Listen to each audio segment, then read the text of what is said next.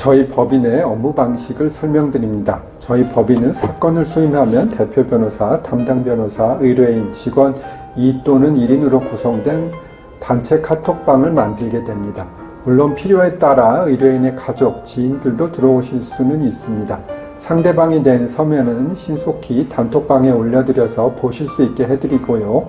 저희가 낼 서면은 미리 올려드려서 추가, 수정 의견을 주시면 그것을 적절히 반영해드리고 있습니다. 간단한 의견이나 기일의 지정이나 변경, 인지 보정 등은 카톡방에서 전달하는 것이 제일 좋습니다. 단톡방이 좋은 것은 사건 관계자들이 알아야 할 내용을 저나 담당 변호사, 담당 직원이 한꺼번에 공유할 수 있기 때문입니다. 물론 사안의 내용에 따라서 전화가 필요한 경우도 있지만 대부분 카톡방 공유가 제일 좋습니다. 다음 쇼츠에서 제가 하루에 의뢰인으로부터 받는 카톡은 얼마나 되는지 말씀드립니다.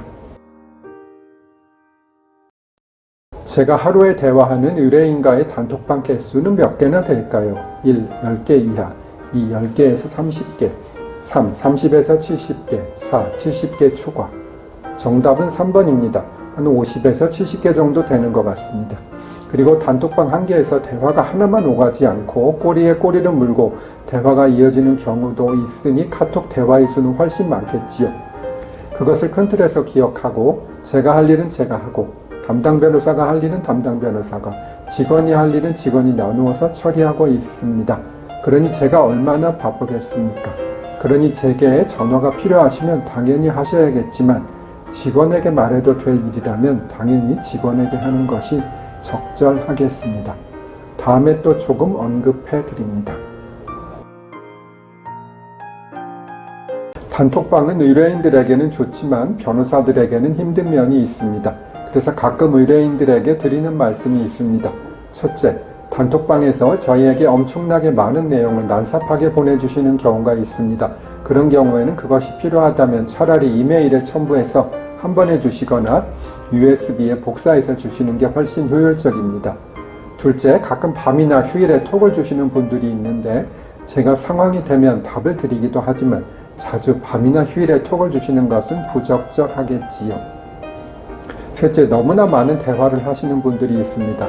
그것이 꼭 필요하다면 당연히 답을 해드리겠지만 사건과 관련이 없는 개인적인 호기심에 의한 것이거나 너무 현실성 없는 질문을 하시면 안 되겠습니다. 넷째, 단톡방을 만들어 드렸음에도 별다른 이유 없이 대표 변호사나 소속 변호사에게 개인 카톡을 보내는 것도 부적절합니다.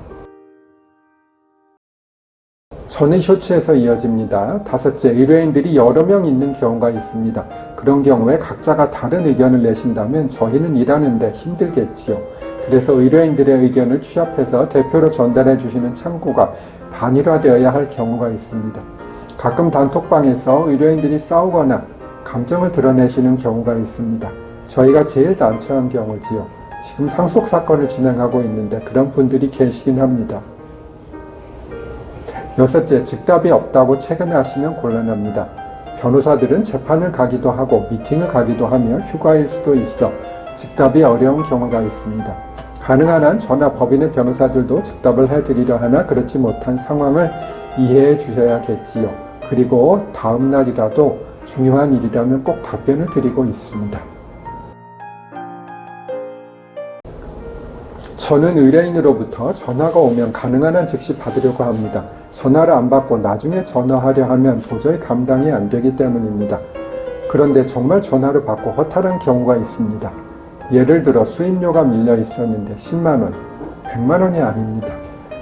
보냈는데 입금을 확인해 달라는 전화, 재판기일 또는 법정 호수를 묻는 전화, 상대방으로부터 받은 서면을 팩스로 보내달라는 전화, 저희 사무실의 팩스 번호를 묻는 전화 등등.